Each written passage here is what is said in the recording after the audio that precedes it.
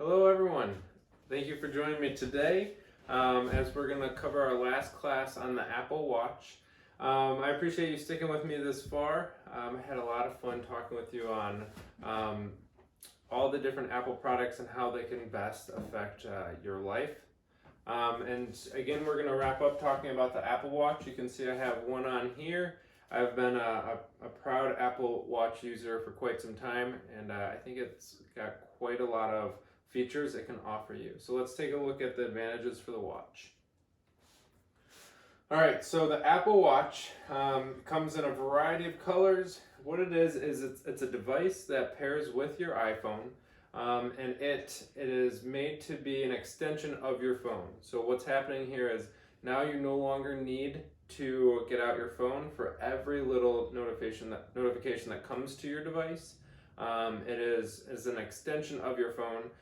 But first and foremost, it is in fact a watch. Let's see, it's designed and developed by Apple, of course, and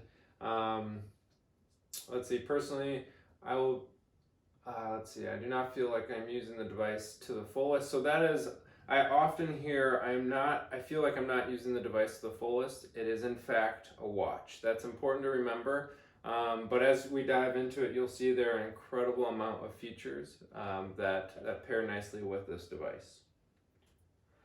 It was released in April 2015. The first model was called the Apple Watch, and then it went on from there to the Series 1, 2, 3, 4, up through current, which is the Series 5, released in September of 2019. So of course that tells us there should be a drop of a new model here coming out in September of 2020. That's at least been their product refresh cycle up to this point.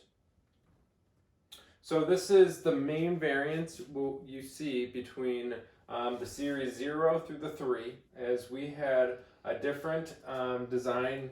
We had a different design style here. You can see the display was squared, a smaller display size compared to the Series 4 and 5 have the 40 millimeter case and the 44 millimeter case.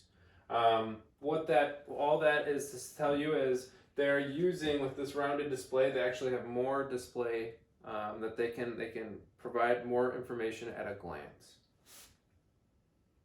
So how this device works is it actually utilizes Bluetooth from your iPhone to pass information from your phone to your watch.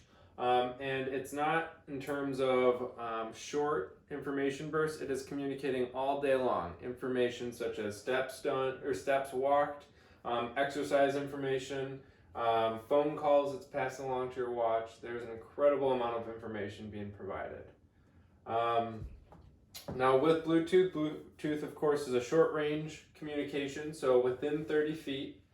There are no data limits, so you can actually pass that information back and forth all day long, whereas of course cellular data, there is data limits, so how much information is being passed from that tower to your device. Bluetooth is low cost, and what I mean by that is, of course, it consumes a very small amount of your battery power.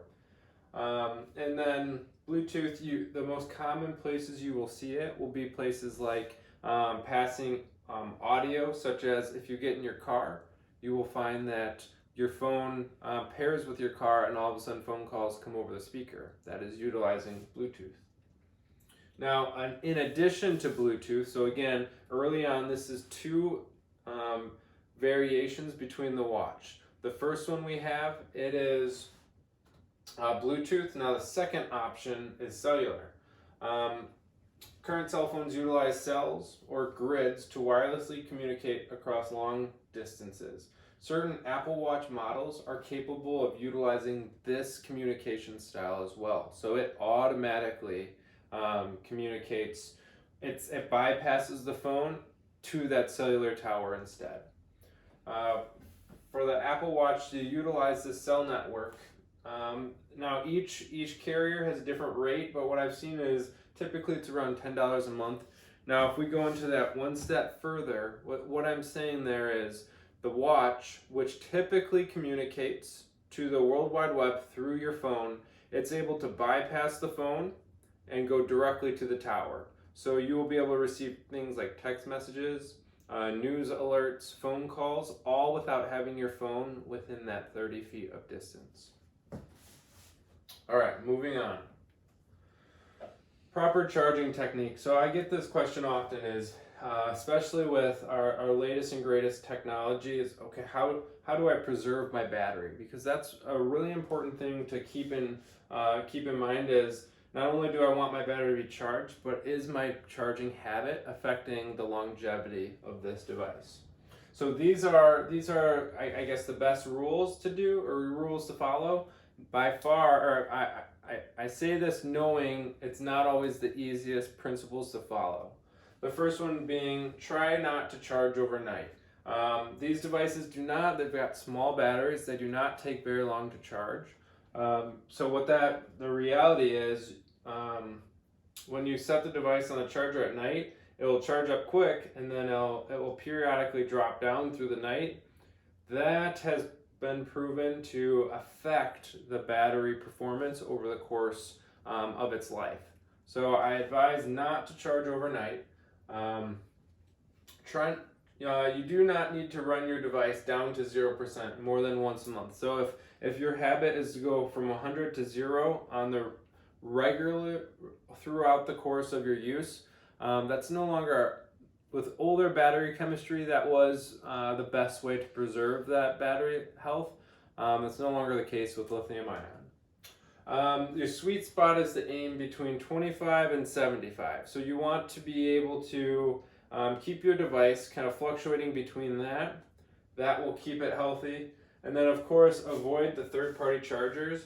The chargers that you see at gas stations that plug into USB, they're notorious for skimping on some things that will protect your device in the long run. The charger that comes with your Apple Watch it's a very smart device in the sense that if your home is struck by lightning or if there's an electrical surge or anything like that, by utilizing that charger, it will actually self-destruct before it passes that dangerous voltage through to the device. So don't just buy anything. I would encourage you to, if you do lose your Apple Watch charger, replace it with another Apple Watch charger. All right, so this is a chart I put together. I hope you can see it well. What it's doing is breaking apart some of the features of the device, of the different series, and what is no longer supported versus, or what is discontinued, supported, and currently available. So let's see, GPS, that came around in Series 2, and now all of them contain GPS. We have cellular, which only became available in the Series 3, moving forward. All of them are waterproof, and so if you're thinking about an Apple Watch in the terms of safety, I would encourage you to don't take it off when you're around water. Water can be a very dangerous time, especially in the shower, in the bathtub. Slipping can occur, and this device is waterproof, so there's no reason not to use it, or at least wear it in the shower. Now the latest device can go up to 164 feet deep for a period of about 30 minutes. So if you scuba dive, you can wear your watch. Let's see, they all have heart sensors. Now the latest, the Series 4 and 5 have a feature called an EKG, and that can detect your heart if your heart is not beating properly. Really impressive design that they're able to do something like that through just a watch now. Series 3 is where the altimeter was established. And then, of course, they all require the iPhone 6S or above. And so this is a really important point. If you are looking at purchasing an iPhone, but only have an iPhone 5, you're going to want to stay away from the Apple Watch and upgrade the device, your phone, before you get the watch. Otherwise, you will not be able to set it up. Now you can see here I've got the Series 3 and the Series 5 both lit up in green. What I'm trying to say there is they actually don't sell the Series 1, 2, or 4 anymore. Now you can find the 4 through a few places such as Verizon, Best Buy. You can search around for it, but Apple no longer sells the 4. They just sell the 3 and the 5.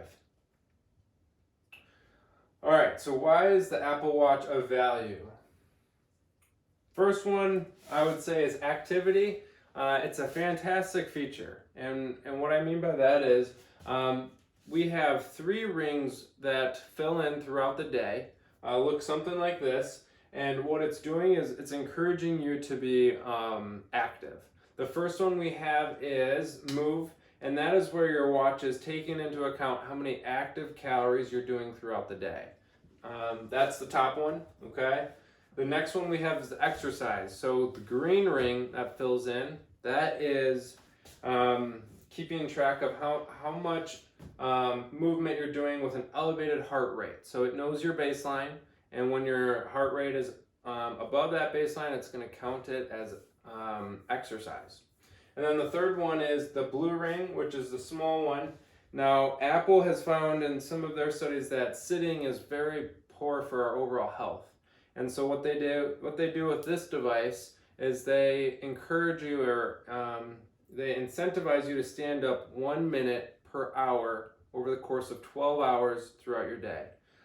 So I find if I'm sitting in one place, I'll get a notification on my watch telling me, hey, time to get up. You need to do something for at least a minute. So I typically, I listen to the watch, I do something, I get up, move around, and then I go back to work. So that is the activity rings. And of course, as you set records, your personal records, it will give out awards based off of how you're doing, or medals. So I think it's a really great way to do that. Next we can personalize the device. So this is the Apple Watch display. And it looks overwhelming, but you can make the display show whatever information you're interested in. So here you can see we've got the weather. That was a traditional watch type. These are all different examples of what you can have your watch display. And then of course, we have bands. Now these, from the series, the original, all the way to the 5, all bands work with the same design. So if you have some older bands and you have a new watch, you can dress up your watch with whichever band you prefer. All right, so here is what really has set the Apple Watch apart in terms of moving from just a device that tells time to an incredible safety feature. So we've got safety feature number 1, emergency SOS. So when you make a call with emergency SOS, your Apple Watch automatically calls the local emergency service and shares your location with them. After that phone call, your Apple Watch will send an emergency contact a text message with your location, unless you choose to cancel. So what we're saying here is, if you had an incident where you were wearing your Apple Watch and you got yourself into a predicament and you were stuck, you couldn't get out of the situation, what we can do is we can press and hold this side button on the side of the watch, and if you press it, you will receive 3 options. You'll get a power off, your medical ID, or emergency SOS. And what happens then, if we slide this button here, we will be connected to a dispatch, and they will say, emergency services, what is your emergency? And they will walk you through the emergency, and then dispatch, or they will send emergency services to assist you. All right, so that is emergency services. Now, if let's say you press it, and then for whatever reason you do not respond, they're going to send that emergency services automatically. Okay. Next, we have safety feature number 2, fall detection, and this one it's really impressive. I've seen this one save a few people I work with lives already, and it's just getting better and better with time. So Apple Watch Series 4 or later detects falls while you're wearing your watch. It taps you on the wrist, sounds an alarm, and displays an alert. You can choose to contact emergency services or dismiss the alert by pressing the digital crown, tapping close in the upper left corner, or tapping I'm okay. So I don't know how well you can see this on the display, but it says it looks like you've taken a fall. And then it asks emergency SOS, or you can select I'm okay. So how this looks in a real world application is if I was outside hanging Christmas lights and I lost my balance and I went down, and let's say I went down to the point where I was knocked out, all right? My watch would say, it looks like you have taken a fall. Are you okay? And if I do not respond, it will count down from 30, and if it hits 0, it's automatically going to dispatch emergency services, all right? Now, if I come to and it says 5, 4, 3, and I'm feeling okay, I can hit I'm okay, everything's fine. No emergency services, nothing like that. So it's not something that you can bump and then emergency services are there. It really tries to make you aware of what's going on. Safety feature number 3. Apple Watch has powerful sensors packed into this little device. Now with the new notifications and the ECG or EKG app, it can provide you with important information concerning your health. So all what that is to say is this device throughout the day while I'm wearing it, it's taking the information and communicating it to my iPhone. What my iPhone is doing with it at that point in time is it's sitting on just a wealth of information about how I live my life. Whether I have or if I have a heart condition that I don't know about, it's taking down all the information it can and storing it in a central place. Now, what's also important to know is that information is not shared with anyone, okay? That is your information, and Apple is committed to privacy. So I don't want you to worry about anyone getting their hands on that information. That information lives on your device, and you get to do with that information whatever you choose. Now, I do work with some people that they take that information and actually send it straight along to their doctor. So their doctor is able to receive almost in real time how your health is, which is really incredible. All right, so here's the hard part. What does it cost? So currently we've got 3 different series available. We've got the Series 3 you can purchase this from Apple. You can purchase it all over the place, really. The GPS model starts at $199, and the cellular model starts at $299. Again, the cellular saying it can communicate bypassing the phone if it needs to. You can leave your iPhone at home. Series 4 starts at $349 and $449. And then Series 5, GPS is $400 and the cellular is $500. Now, if I were in any of your shoes and you were seriously considering about the Apple Watch, what I would encourage you to do is, between the GPS and the cellular, I personally would go to cellular, okay? Because the last thing I would like to do is encourage you to get this incredible device and have you forget your iPhone somewhere and get in a pinch.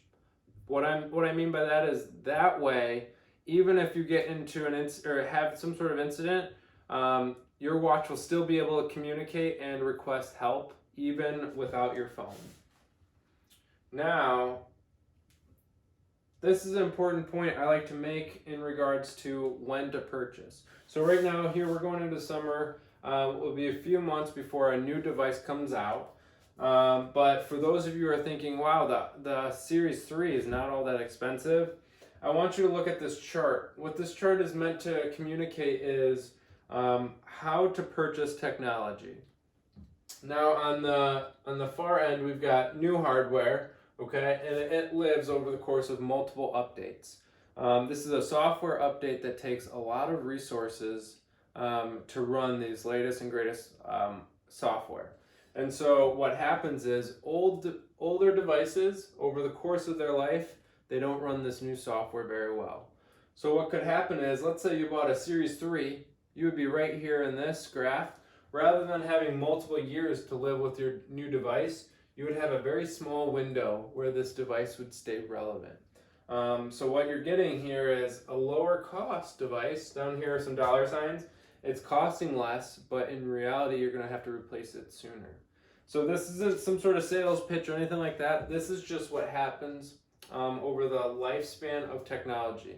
You spend more early on, it will live longer. You spend less, it will not last as long. All right, Apple Care. I don't know how many of you believe in extended warranties or anything like that. For those of you that do know me, I spent some time working at Apple, and I saw the value of this service here. What this means is this extends your hardware warranty a little bit longer to protect you in case the display cracks, anything goes wrong with it. Apple Care would step in and cover it. Now, depending on the watch you do purchase, it would be between $50 and $80, and that would, it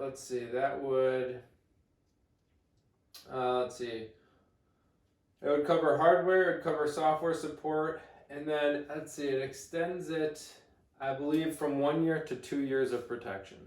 And especially with mobile devices, I've seen that be so handy in terms of saving you the cost of replacing the whole unit versus just replacing it under Apple Care. All right, Apple Pay. Now, I don't know how many of you are interested in purchasing things with your watch or even using anything other than cash or credit card. I would encourage you to take a look at utilizing Apple Pay. The technology that we use for traditional credit cards is over 50 years old, and the whole concept of maintaining a secure 16-digit code for years at a time it's no longer built for the world we live in. And so a fantastic replacement to that would be Apple Pay. Now what you do is you add your card to your phone, and Apple does not in fact store that 16-digit credit card code. What they do is they create an algorithm to reach it. And then for each transaction that you use Apple Pay, it finds a different way to equal those 16 digits. So again, you don't need to understand the technical element behind it, but in reality, this is far more secure than our traditional credit card method. Tying this all the way back to the watch, you can actually utilize your watch to make payments. So you just go up to a reader, you hold up your watch, and it will send a transaction through. This is what it looked like. Now again, with Apple Pay, you authenticate yourself when you put your watch on in the morning.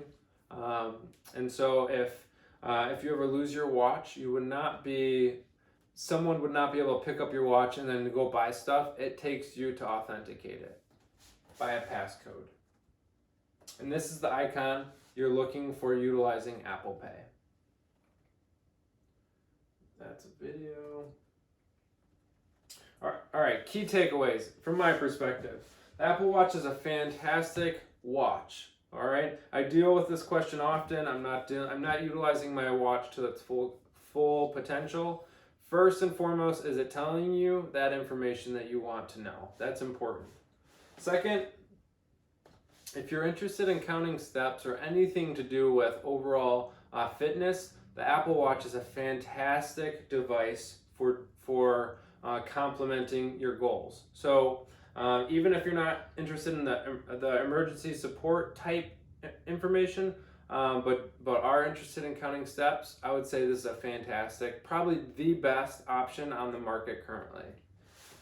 Lastly, this device is a huge advancement in personal safety. It is, it's able to get better and better as it progresses with time, and the result is more and more people's lives are being saved because of it. So that concludes our little conversation about the Apple Watch and some of its emergency services. Of course, if you are interested in this product, please do reach out. For those of you that have joined me for our class over the last 4 weeks, I sure appreciate you sticking with me. and it's been just a total pleasure to talk Apple with all of you. Email me, text me, call me with questions, and I'd be happy to assist. Thanks.